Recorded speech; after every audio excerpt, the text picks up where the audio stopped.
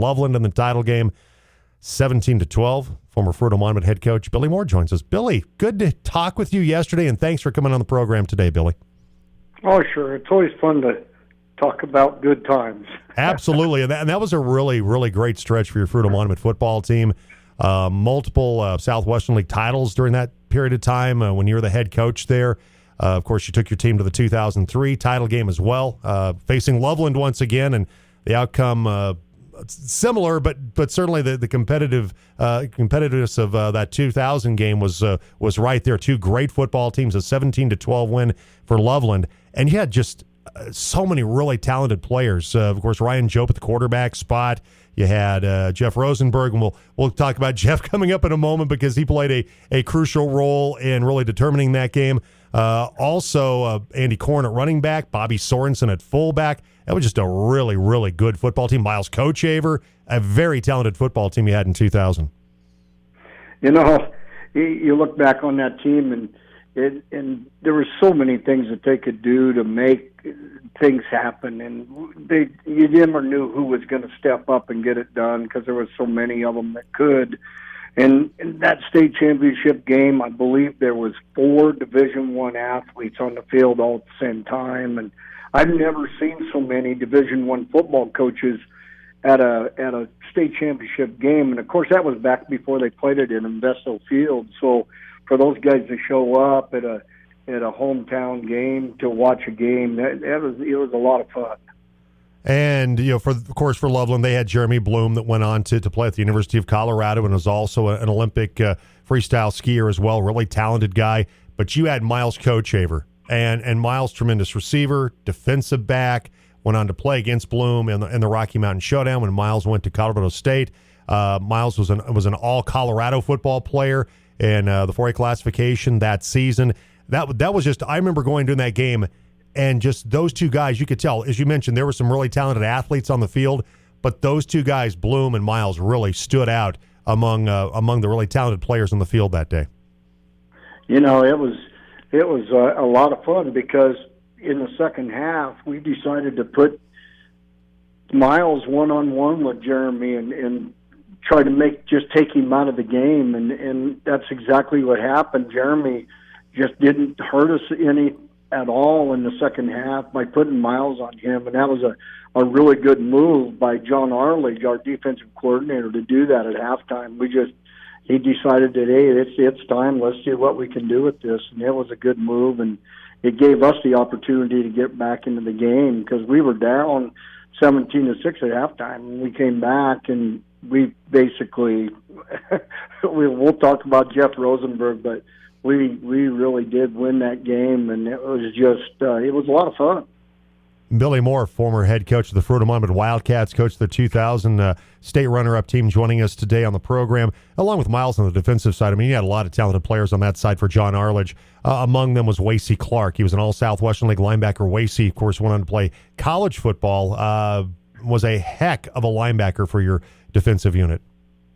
You know, you can't say enough about Wasey he was an outstanding student, to say none. And he got to play in a Division III national championship when he went down and played in Texas, and that was just, incredible for him to be able to do that. And so, it's just, Wasey was one of those guys. We had to put Wasey at center because he could just direct everything for us on the offensive line, and then you put him on that situation where he's a linebacker. He just controlled everything. He was kind of our quarterback on the field.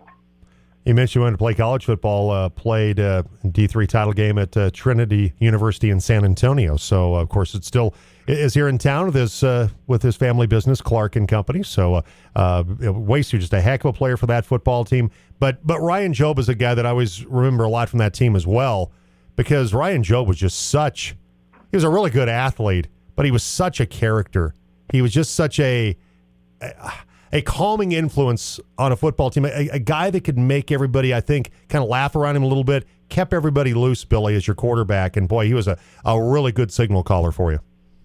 Oh, Ryan was he was a true leader in his own way. I mean, people would do things for him that probably they wouldn't do for anybody else, and he just, We talk about Andy Korn being a great running back at tailback, which he was, but Ryan also that year threw for right around 1,900 yards for the season, and going into that state championship, we were 13-0, and a lot of that was because of what Ryan could do. There was running the option. There was times when I just didn't think Ryan was going to get up after taking a hit, and he just would just keep going. And that's the kind of leadership you look at when you're looking at somebody out on the field. And without Ryan out there, who knows? We might not have got as far as we did, but he just was able to just take us and go, and everybody just followed him. And, you just can't say enough about somebody like that on the field. He's just, you think about the size that he was and the kind of person he was, and what he gave us was incredible. Former Fruita Monument head football coach Billy Moore joining us, talking about his 2000 Wildcats, part of our showdown today for our Western Slope Football Showdown, 2000 Fruita Monument against the 2010 Olathe Pirates. You can go to our Facebook page or our Twitter feed and cast your vote, or just text it in this morning, 970-242-1340. You mentioned your running backs, Andy Korn, that went on to play at then Mesa State, and Bobby Sorensen at fullback. That was with Joba quarterback and those two in the backfield. That was a great trio that you had with those three in your backfield, Billy. In those days we were running the veer, and they talk about there's three weapons right there that you better make sure you got all three of them covered, or one of them's going to hurt you. And it's pretty hard to cover all three of them as good athletes as they were. And, there's a lot of times when you just didn't know who was going to be able to break it loose, because Ryan was truly reading the veer option. So defenses had to be they had to know exactly how to stop it to be able to stop that. And so that was one of our huge weapons. But off of that were so many things that we could do because of that. And those three guys just made it happen. All three of them could catch the ball if we needed to throw a ball to them, or we could do just a lot of things. Those three guys were in the backfield were awesome. But, we got to remember the offensive line was incredible too. We had some big guys up there. We had Chris Nash, who won the state championship in, I believe in the disc or the shot. And we had Randy Kendall, who's he's about 6'5", and he was a huge kid for us. And we just had a lot of talent that, you better make sure you had all your bases covered, because one of them was going to hurt you. All right, let's get down to the play that involved Jeff Rosenberg and Ryan Jobe, where he got down to the end of the game, and Ryan throws what appears to be a touchdown pass to Jeff Rosenberg, your very talented tight end. Jeff makes the catch, two hands, 1 foot on the ground, and then I believe it was Adam Weber, the safety for Loveland, came up and punched the ball out of his hands. The officials confer, and then the decision is made that Jeff Rosenberg did not hold the ball long enough to constitute a catch, and so the touchdown was taken off the scoreboard, and you guys lose a close game to Loveland on their field, 17-12. And look, we were right there, that end zone. We had the view. It was right in front of us calling the game. I still to this day, not trying to be an apologist for Fruita Monument, never going to do that. He caught the ball. It should have been a touchdown. They didn't rule it that way, Billy. I thought that Jeff Rosenberg had a touchdown catch. We did too, because Jeff Rosenberg has a picture from the Denver Post that he hung up that showed him having control of the ball with his foot on the ground, and that's just something that it probably takes the pain away from him, because he does have a catch.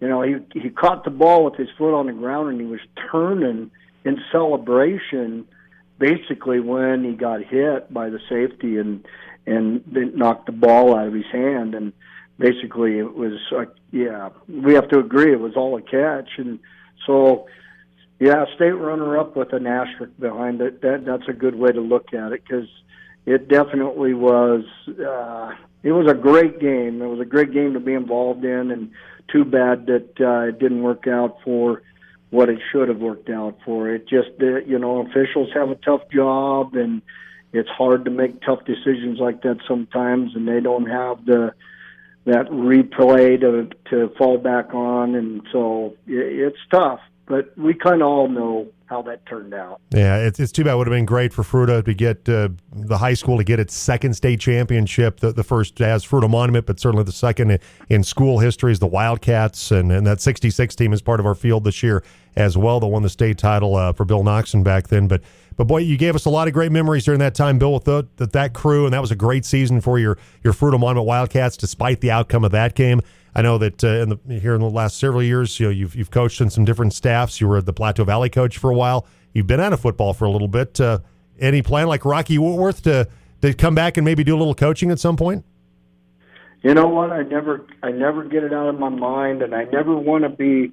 I always want to be up to date with what's going on in the game today. So when we went to Plateau Valley, even though they were 8-man, we ran the read option. When I was with Robbie Owens at Grand Junction High School, that was his thing. And Robbie has just really been successful out in California with running what he does. And so taking that idea and taking it to 8-man was fun. And I think now coming back and doing it again 11-man would be a lot of fun. But we'll see if that opportunity ever comes up. I definitely will be ready for it. Well, we'd love to see you back on the sideline at some point in time. Of course, Billy with a connection to another one of our teams in the field this year, the 73 Rifle Bears of one state. Billy played on that team, and we're going to try to get a hold of Coach Cooper to talk about that team when that matchup comes up. But Billy, I appreciate the time. It was great catching up with you yesterday. Thanks for talking with us today, and stay healthy, and hopefully we'll see you back on a sideline at some point in time. Thanks again. Thank you, Jim. It was fun to talk. All right, take care. Billy Moore, former Fruita Monument head coach, joining us on the program.